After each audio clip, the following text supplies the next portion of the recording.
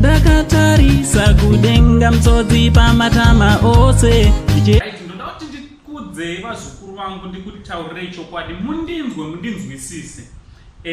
Kana nchitaura kana ndoda kuti mubate mazwi ini ndini sekuru venyu mazukuru. Anditi ndoda kuti mubve makanzwisisa. Tisafe takaita system yekushuvira vamwe vanhu kuti vafe.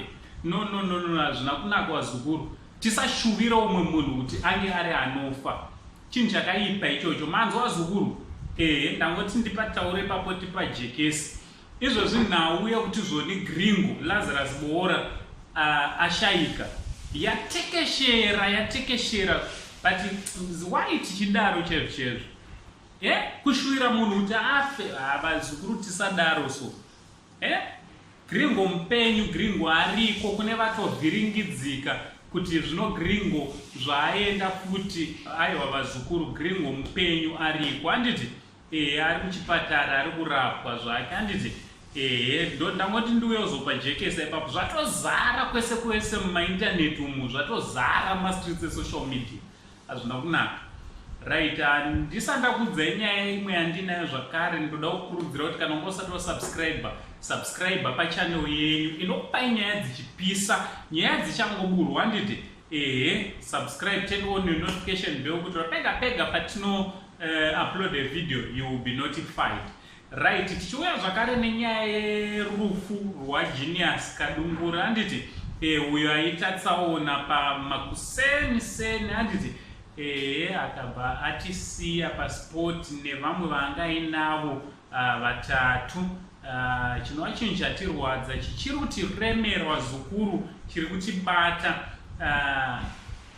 Tabva taonawo zvakare iye munhu wavanofunga kuti he was his biggest enemy, Prophet Passion Java. Handiti tazomuona vauyawo arwadziwa zvakanyanya. Ndisati ndakamboona panganaye achirwadziwa nekuchema zvakadaro vazukuru.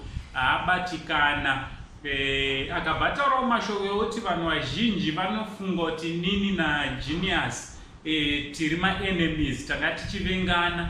Izvo kana these guys they were good content creators vepainternet, vepasocial media, kukuentertaina imimi. Handiti zvese whatever they were doing that was staged. Zvinhu zvavaitogarira pasi kutoti tikadai muri kuona zvaiitika vazukuru.